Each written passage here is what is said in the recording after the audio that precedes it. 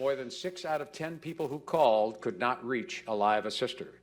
That's simply unacceptable. Koskinen says budget cuts are to blame for the short staffing, many tax filers finding out the hard way. And I called the IRS Friday morning with what I thought was a pretty simple refund question. 44 minutes, then 63. Jennifer Norman Instagramming her time waiting. And it ended up being on hold about an hour and 12 minutes before I talked to somebody. Welcome to Tax Day, where the scramble to cheerfully hand over your money to the federal government greets every working American, thankful in the knowledge our government spends every dollar wisely and wastes not a penny of our hard-earned cash, and where a surgical procedure is necessary to remove the tongue from my cheek before it becomes permanently lodged. Our guest will certainly join me in this endeavor. Founder and president of Americans for Tax Reform, author of End the IRS Before It Ends Us, How to Restore a Low-Tax, High-Growth, Wealthy America. Let's welcome Grover Norquist back to MidPoint. Grover, good to see you again. Hey, good to be with you. With all that we're talking about here, with all the lines, people trying to get answers from the IRS, they say that it's because of budget cuts. Grover, can people just finally look themselves in the mirror and say, look, the IRS doesn't care one whit about us, the Americans. They will just look to screw, blue, and tattoo us at any angle that they possibly can and use everything for an excuse. I think you understate the case. It's worse than that. The budget of the IRS in real dollars, taking inflation into account, has doubled since 1983. It's shot up. When they say there have been some budget cuts, they're talking the last few years, it's dribbled down a tad, but it's still twice what it was in 1983. It's a ridiculous amount of money that they have. They have not been following the law. The IRS, under a law passed more than 10 years ago, is supposed to send to Congress suggestions on how to simplify the code and make it easier for people to fill out their own paperwork. Under Obama, they haven't done it a single year. In all 6 years, the law says they're required to. The IRS couldn't be bothered. They spend 500,000 hours, 500,000 hours, man-hours, each year doing union work. You pay for it, I pay for it, we all pay for it in taxpayers.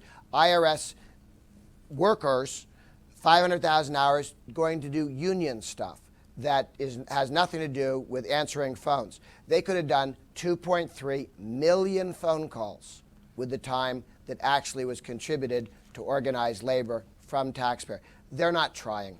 So if we go back 10 years, and you did place the Obama administration there for the last 6, it can't just be Barack Obama who's to blame for all this, because if we go back a decade, somebody's letting the IRS get away with this. Somebody lets them basically lie to us at every single turn. Who is it? Every lawmaker in Washington? Well, I think there's a problem. People are scared of the IRS. But don't you think that's with good reason, too? If you look at what the IRS is, that's with pretty good reason. Yes. No, this is not being scared of spiders. This is a real concern that people have. They've taken people's private data and handed it to their political enemies. They've targeted people politically for abuse. During Clinton, they targeted conservative groups for audits. I served on a congressional commission where we investigated this, and I asked the head of the IRS then, this is under Clinton, it's gotten worse under Obama, but even under Clinton, I said, I've talked to conservative groups that are being audited. I talked to my left-wing friends. Nobody's being audited. Why are you targeting conservatives? And I was promised, we have the super scientific way of even Steven making all these decisions. Well, could you explain it to us then? Oh, no, it's a secret. You'll have to trust us. So in your book, where it talks about ending the IRS, isn't it fair to say that, simply put, we still need to collect taxes in the country. There still needs to be infrastructure, things that need to be done. So how do you then end something without then plunging this country into a complete chaotic state? Because you still need to have revenue to get things done. Yes. The question is how much revenue and how much stuff does the federal government have to do as opposed to states, local governments, or individuals? Before we were a country, when we were 13 colonies, Americans were paying 1% to 2% of their income in taxes, 1% to 2%. The British were paying 20% in London. We're paying 1% to 2%. We've gone from 1% to 2% up to 30% of our nation's income goes to the federal, state, or local governments. We work until April 24th to pay taxes. That's a ridiculous amount. That's way much more than is necessary. Of course, we need an army to keep the Canadians on their side of the border. We need a judicial system to protect people's property rights and to punish criminals. But when you go past that, you really do get into a situation where the government's pushing people around, not protecting them. Grover, I've got to deal with something here alongside the issue of where we're talking about, because you recently came into the news in your re-election to the National Rifle Association Board of Directors, and you have now voluntarily suspended yourself from the NRA board. They made that announcement.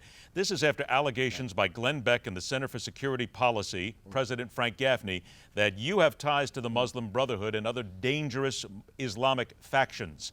How insulted are you by this? Well, bored, really. This is all 10-year-old stuff. I'm not sure Beck understands that he's being handed recycled stuff that's not true.